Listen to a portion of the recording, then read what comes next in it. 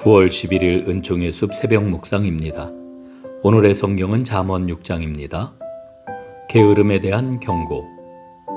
게으르다는 말의 의미는 하나님의 지혜를 찾고 하나님을 믿는 데 게으르다는 뜻입니다. 우리가 신앙생활을 하면서 겪는 대부분의 문제는 게으름에서 시작됩니다. 하나님은 게으른 자들에게 하나님의 귀중한 일을 맡기지 않습니다. 흔히 눈에 보이는 어떤 과제를 수행할 때 일을 한다고 말합니다. 하나님의 일을 하기 위한 전제가 있습니다. 예배와 기도와 말씀에 충실한 것입니다. 이 기본적인 일에 충실하지 않으면서 주님의 일을 하려고 한다면 그것은 모래 위에 집을 짓는 것과 같습니다. 주님의 비유 중에 달란트 비유가 있습니다. 한 달란트 받은 종이 그 한 달란트를 그대로 가지고 돌아왔을 때 주님은 분명하게 말씀하셨습니다. 악하고 게으른 종아, 한 달란트를 그대로 가지고 온 것은 그 종의 게으름에서 나온 것입니다.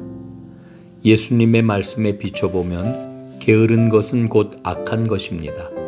하나님의 지혜를 사모하지 않고 나태한 신앙생활을 하는 것은 악한 일입니다.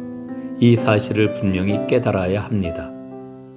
오늘 본문은 개미에게서 지혜를 얻으라고 합니다. 개미는 감독자가 없어도 스스로 일을 합니다. 또한 개미는 미래를 준비합니다. 우리의 신앙 역시 미래를 향하여야 합니다. 우리의 시민권은 하늘에 있지 않습니까? 순간의 기쁨을 위하여 영원을 놓친다면 이보다 큰 비극은 없습니다. 우리는 하나님을 알기 위해 게으름을 떨쳐버리고 적극적으로 하나님이 싫어하시고 미워하는 것을 대적해야 합니다. 하나님이 미워하시는 것이 무엇입니까?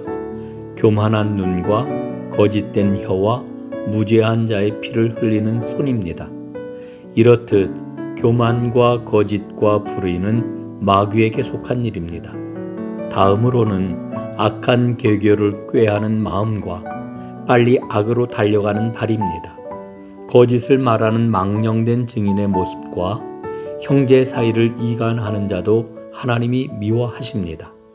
이 모든 것은 하나님의 반대편에 서 있는 자에게서 나타나는 모습입니다. 하나님이 미워하시는 이런 자들은 불량하고 악한 자입니다. 이 말의 의미는 무가치한 자, 우상 숭배자, 적그리스도라는 의미를 갖습니다. 더 이상 회복되기 힘든 사람들이라고 하는 뜻이지요. 우리는 죄에 민감하고 죄를 방치하지 말아야 합니다. 마지막으로 음녀에 대한 경고를 보십시오.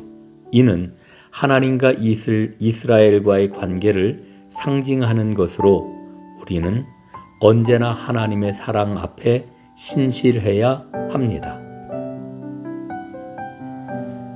게으름의 악을 저지르지 않게 하옵소서. 하나님의 지혜를 찾는 일에, 하나님을 섬기는 일에 최선을 다하는 지혜로운 자가 되게 하옵소서. 아멘.